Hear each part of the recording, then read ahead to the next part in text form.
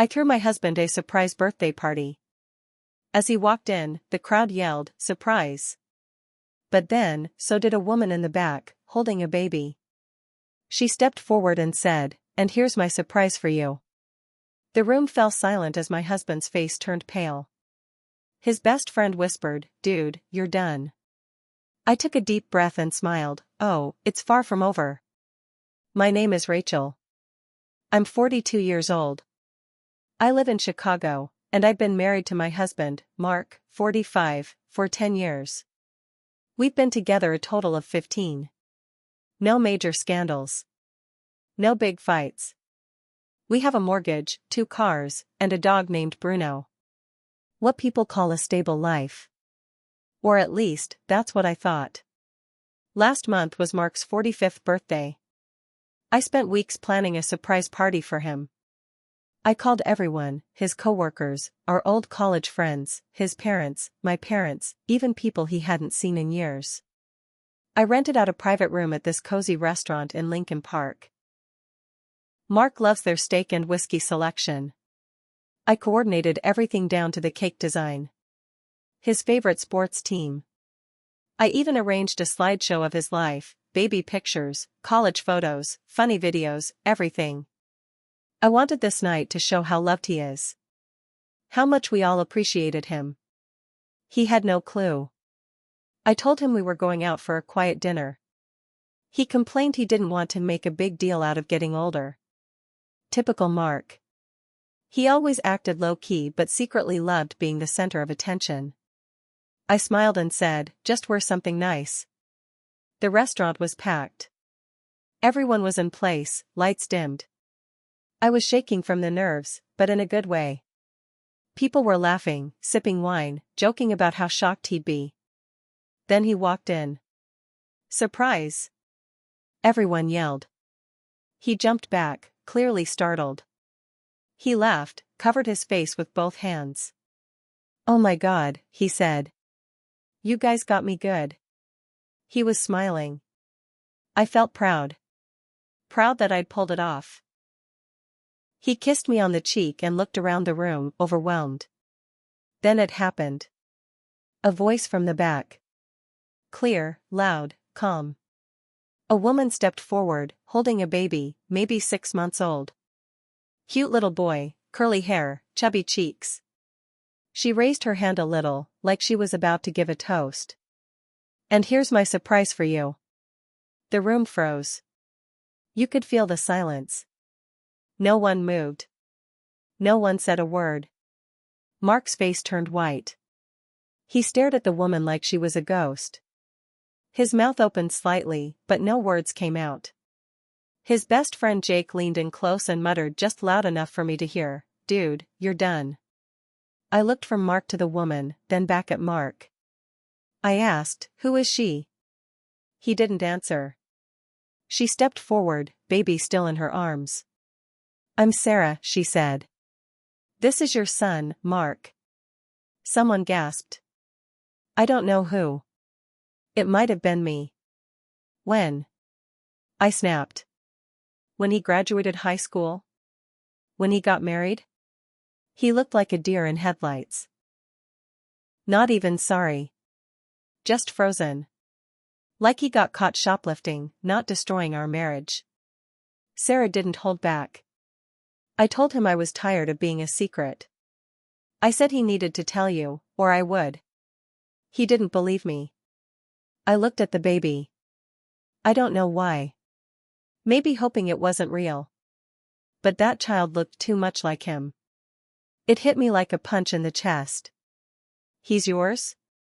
I asked. Mark nodded slowly. "Yeah.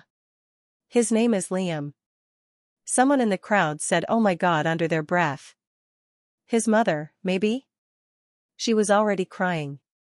I looked at Sarah. "Did you know he was married?" She said yes.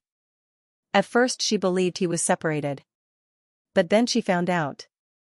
And she stayed. I didn't yell. I didn't throw anything. I didn't break down. Instead, I smiled. And I said, "Oh, it's far from over." I turned to the crowd and said, "Thank you all for coming. We're clearly done here." Some people didn't know what to do. A few started heading for the door. Others just stood there, eyes wide, watching the car crash. Sarah said, "I'm not trying to cause drama. I just want him to step up and be a father." I looked at her. "You showed up to my husband's birthday party, with a baby, in front of our family and friends. I'd say drama was the whole point." Mark tried to speak again. "Rachel, I said. "Not here." I grabbed my purse and left.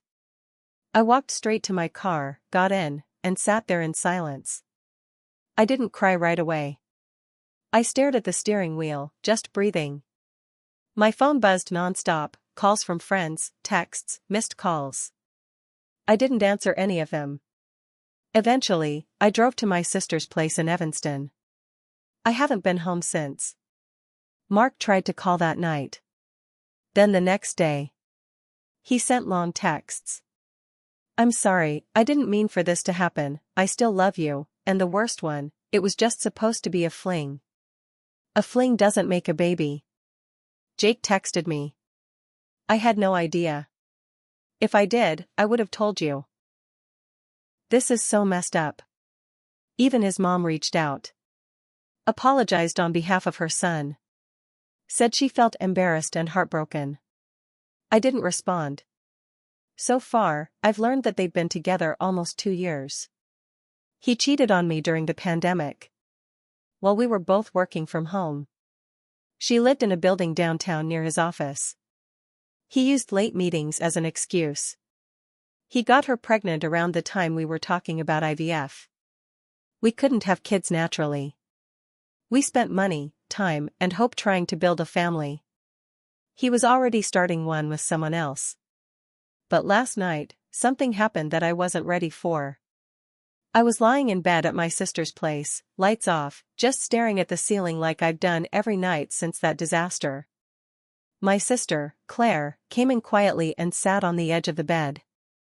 "You need to see this," she whispered, holding out her phone. She showed me a post on Facebook. A photo. Sarah and Mark. Together. Sitting on a bench at Millennium Park. The baby in a stroller beside them.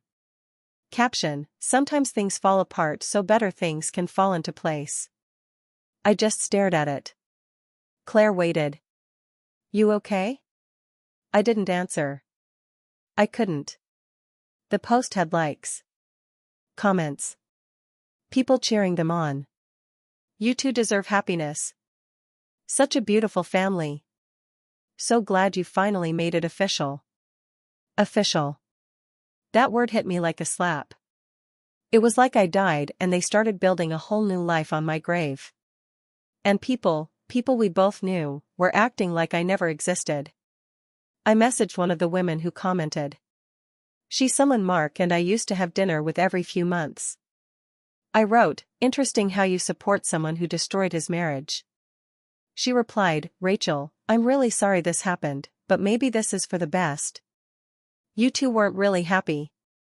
I wanted to scream. Who gave her the right to say what we were? I shut off my phone. My chest hurt. Like physically hurt. This morning, I did something I'm not proud of. I went back to our house. Claire tried to stop me. She said it would just make it worse. But I needed to see it. I needed to remind myself it was real. That we had a life before it was all ripped away. I used my key. Same doormat, same porch, same smell when I walked in. Bruno ran to me, wagging his tail, whining like he missed me. But something felt off. There were signs. A wine glass in the sink. A pink pacifier on the coffee table. A soft blanket folded on the couch that didn't belong to us. She'd been there. Sarah had been in my home. The place I decorated, I cleaned, I built. She had already moved in, if not physically, then emotionally. Mentally. Like a quiet storm taking over. I sat on the couch and stared at the fireplace. That's where we hung stockings last Christmas. Where he gave me a necklace and said, "You'll always be my girl." Lies. All of it. Then I heard the garage door open. Mark walked in. He stopped when he saw me. His face crumbled. "Ratch, I didn't move." "So you brought her here?" He looked down. "I didn't know you'd come today." "That's not an answer." "She needed a place to rest. The baby was sick." I laughed. Laughed. The kind of laugh that's full of pain. "You brought her into my house, because the baby had a cold?" He tried to come closer. "I didn't mean for it to happen like this." "No. You just meant to lie, cheat, and knock someone up while your wife was planning your birthday party." He looked exhausted. But I didn't care. I was past caring. "I'm not the villain," he said suddenly. I blinked. "What?" "I didn't plan this. I didn't mean to fall for her." "Oh, well then, I guess everything's fine."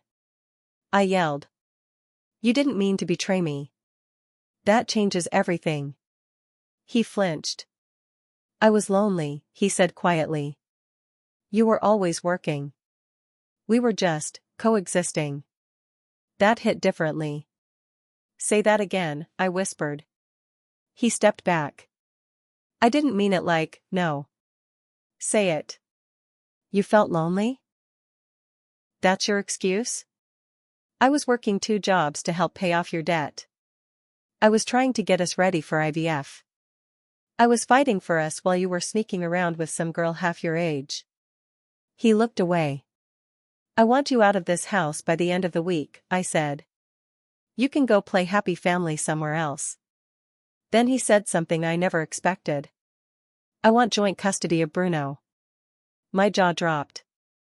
"You cheated, you lied, you blew up our life, and now you want to split the dog? He's like family to me too." I walked over, grabbed Bruno's leash, clipped it on, and said, "Too bad. You already started a new one." And then I left. I've been sitting here for hours trying to make sense of it all. But something inside me shifted. I'm not just the woman who got cheated on anymore. I'm the woman they underestimated. And this? This is far from over. I thought the worst part was over. I thought that once the truth was out and I left, the rest would just be pain management. Grieving a marriage, avoiding mutual friends, deleting shared memories off social media. But I was wrong. Because what happened next made everything before it feel like a warm-up. 2 days after I told Mark to move out, I got a message from an unknown number. It just said, "You don't know the full story. He lied to both of you. Call me." Nina, there was a phone number attached. I stared at the message for a long time. I wasn't even going to respond. I figured it was some scam, or maybe Sarah using a different number. But that name, Nina, something about it stuck with me. So I called. A woman answered right away. "Rachel," she said. Her voice was calm but tired. "Thank you for calling. I wasn't sure you would." I said nothing. "I saw what happened on Facebook," she continued. "I've been watching from the sidelines, trying to decide if I should speak up." "Speak up about what?" She sighed. "I was with Mark before Sarah. We dated for almost 2 years. He told me he was divorced. Said you'd left him. That he was rebuilding. I didn't know about you until I found your anniversary pictures online." My throat tightened. "When was this?" "Started in 2019. Right before COVID. We were together through the first year of the pandemic. He told me he was stressed, that he couldn't see me as often because of work. Then he ghosted me." I almost dropped the phone. That means while we were quarantined together, doing puzzles and baking bread and reconnecting, he was also texting her. And maybe more. "How did you find me?" I asked, still numb. "I looked you up after I found your name through an old registry site. You two had a wedding profile still live." This man had layered lies on top of lies like some kind of professional scammer. But Nina wasn't done. I just thought you should know. Sarah wasn't the first. And probably won't be the last. That night, I drove back to the house. This time, I didn't knock. Mark was packing boxes in the garage. He looked surprised but didn't say anything. I tossed my phone onto the hood of his car. Explained Nina. He looked like he'd seen a ghost. That was years ago. No, that was while we were married. That was while we were stuck inside for 8 months baking banana bread and watching Tiger King. He looked down, defeated. I have no defense, he said. You never stopped, did you? I asked. Sarah wasn't a mistake. She was just the next one. Then, without warning, a woman walked up the driveway. Not Sarah. Nina. I didn't plan it. She came on her own. Mark looked from me to her, his face pure panic. What the hell? I needed to see it for myself, Nina said. You really don't change, do you? I thought you lived in New York, he said. I moved back last year. Small world, huh? He looked trapped. Like a cornered animal. I told her everything, I said. You're unbelievable, he muttered. No, I snapped, you are. This whole time I thought you had one affair. Turns out I was just the last to find out I was part of your game. He reached for my arm. Rachel, please, let's just talk. Without all this spectacle. Nina stepped in front of me. No. You don't get to walk away clean. You don't get silence from the women you hurt. He tried to defend himself, but it was weak. Pathetic. Eventually, Nina walked away. I didn't stop her. I just stood there, watching the life I built with this man fall apart even further. And then, another twist. Later that week, I received a manila envelope in the mail. No return address. Inside were receipts, hotel bookings, screenshots of messages, even copies of flight confirmations. There were at least 3 other women. All during our marriage. One lived in Texas. One in Vegas. One in Toronto. This wasn't a mistake. This wasn't a one-time thing. Mark was living a double life. No, multiple lives. He didn't just cheat. He collected women. Played emotional dress-up. Became who each of them needed while lying through his teeth. And it gets worse.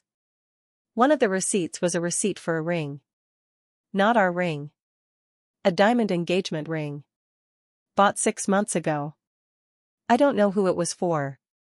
I don't know if Sarah ever saw it. But I do know that the man I thought I married never existed. The scary part? I think he actually believed the lies while he told them. I haven't confronted him about the envelope yet. I haven't told Sarah. I haven't even told Claire. I just sit with it. Trying to figure out the next move. Because this isn't just a betrayal. This is war. And it's not over yet. After the envelope, something broke in me. Not in a loud, movie scene way. Quiet. Deep. Like when you realize the sound of the world has changed and you'll never hear it the same way again. I made copies of everything, screenshots, receipts, everything the manila envelope held. I still don't know who sent it. Maybe one of the other women. Maybe someone trying to warn me. Doesn't matter. What mattered was what I planned to do with it. I called Sarah. She didn't answer the first time. Or the second. On the third, she picked up. I could hear the baby fussing in the background. Rachel, she said flatly. I need to talk to you. It's important. She hesitated. Why would I meet with you? Because you think you won. You think you're the one he chose. But he's still lying to you. That got her attention. We agreed to meet the next day. Neutral ground, some quiet coffee shop in Wicker Park. When I arrived, she was already sitting near the window, baby carrier beside her. She looked tired. Not angry. Just worn down. I slid the folder across the table. She opened it slowly, flipping through each page like she was peeling off layers of her own denial. I watched her face drain of color. "This can't be real," she whispered. "It is." Her hands trembled. "He proposed to me. Last month. That was it. The ring wasn't for me. It wasn't for Nina. It was for Sarah." I sat back. He bought it while still married to me. While living with me. While sleeping next to me and lying to both of us. Tears welled in her eyes. "I told him I wouldn't marry him unless he told you the truth." "I thought he did." I nodded. "He didn't. He never planned to." Her eyes shifted to the baby. "What do I do now?" "You decide if you want to raise your child with a man who lies as easily as he breathes." We left in silence. 2 nights later, everything came crashing down. Sarah sent out a group message to everyone who had been at the birthday party. Friends. Family. Mark's coworkers. The whole social circle. She attached the screenshots. The receipts. She even shared a photo of the ring, captioned, "This was meant for me." Turns out it could have been for any of us. The group chat exploded. I didn't respond.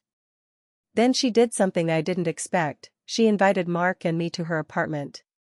She wanted one last conversation. Together. I didn't want to go.